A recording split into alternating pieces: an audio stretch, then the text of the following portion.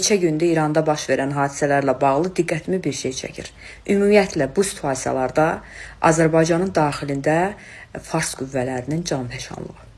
Deməli peşmansan ki, məhəttəlsən ki, hər hansısa İranla bağlı xəbərin altında bir rəy yazasan. Azərbaycan Respublikasının vətəndaşıyıq və müstəqil söz demək hüququna maliyik. Sərbəst şəkildə öz fikrimizi bildiririk. Və necə ki özlərini Zeynəbin iti adlandırılan qüvvələr sözün həqiqi mənasında bənzətmə çox doğrudur. Burada onlara haqq verirəm. Çünki necə ki biz küçədə gedərkən üzərimizə başıboş, sahibsiz, qudurğan, quduzlaşmış itlər düşür. Və elə həmin xəbərlərin də altında bax belə quduzlaşmış şəkildə düşürlər üzərimizə, hücum çəkirlər və çalışırlar ki, bu bir neçə gün ərzində 50-2000-dən artıq günahsız minlərlə insanın qanına bulaşmış bir qatili müdafiə eləsinlər. Ölümünə fərman verən, günahsız insanların ölüm fərmanını imzalayan bir insanın müdafiəsinə qalxırlar. Birincisi, sən bu ölkədə yaşayırsan, bu ölkənin çörəyini yeyirsən, suyunu içirsən, havasını dursan, torpağında yaşayırsan, hansı haqla başqa bir ölkənin rəhbərini özünə ali rəhbər biləsən və onun təbliğatını aparasan? Niyə? Bütün dünya bilir ki, İranda bir gecənin içərisində bütün internet kəsilərək, əlaqələr qapanılaraq qətliam törədildi. Bunu bütün dünya bilir və sübut da eləmək olur. Amma digər ki, sən bunu öz içindəki, yenə deyirəm, yalnız şəxsiyyət vəsiqəsində Azərbaycanlı yazılan, amma əslində xislətində, daxilində, mənəviyyatında Fars təbliğatını aparan xain soydaşların çox təəssüf ki. Azərbaycanın öz mövqeyi var. Azərbaycanın sərgilədiyi diplomatiya var, yürütdüyü siyasət var, prezidentinin ortaya qoyduğu mövqeyi var. Biz heç kəsin işinə qarışmırıq. Necə ki, bizim tələbimiz odur ki, bizim işimizə qarışmasınlar. Amma siz nədən qorxursunuz?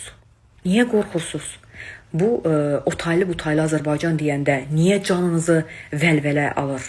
Niyə təşvişə düşürsünüz? Sadəcə maraqlıdır. Niyə qorxursunuz? Biz sadəcə olaraq oradakı həmvətənlərimizin halına biganə laqeyd qalmamaq üçün sözdə dəstək göstəririk. Oranın özünün prezidenti var, Pezeşkiyan ətrafında birləşdirir öz həmvətənlərini. Bəs sizi narahat eləyən nədir? Siz bu birləşmədən niyə qorxursunuz? Və heç vaxt bunu dana bilmərik. Heç bir şey bunu dəyişdirə bilməz ki, orada yaşayan həmvətənlərimiz bizlə eyni qanı daşıyırlar. Xırda bir nüansı diqqətinizə çatdıracağım. Deməli, hər hansı bir beynəlxalq tədbir idi və bizim prezidentin xanımı da orada iştirak edirdi. Yəni, prezidentlər beynəlxalq konferansda iştirak edirdi və xarici ölkələrin də prezidentləri ilə xanımları da bərabər gəlmişdilər və Pezeşkiyanla qızı da oradaydı. Pezeşkiyanın həyat yoldaşı vəfat etdiyindən o hər yerə qızı ilə gedir, qızı onu müşahidə edir. Deməli, mərasimə girişdə necə ki biz sıradan vətəndaşlar, Azərbaycanlı türk olaraq hər hansı bir yerə məclisə gedəndə, yad məclisə, gözümüz axtarır bizə hardasa doğma olan birini və çalışır ki, onun yanında duraq ki, tək qalmayaq.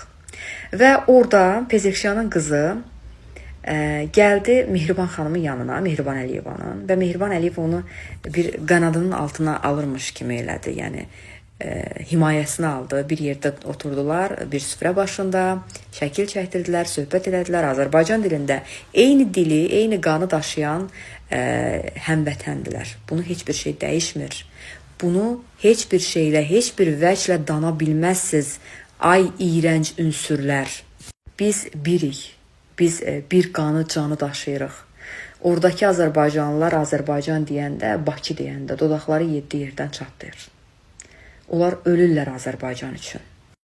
Yəqin ki, Təbrizə gedənlər, Ərdəbilə gedənlər bilirlər. Orada Azərbaycandan gəlmisən deyəndə gözləri parıldayır, gözləri yaşla dolur, gözləri yaşarır sevincdən, xoşbəxtlikdən.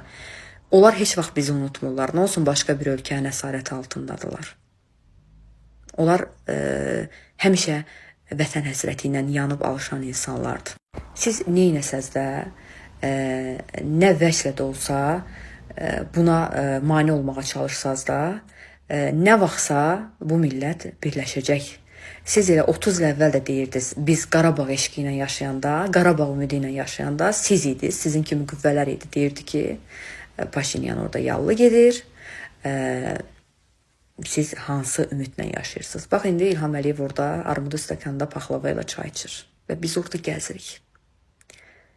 Şəhidlərimizin sayəsində, Ali Baş Komandanın sayəsində, Allah şəhidlərimizə rəhmət eləsin.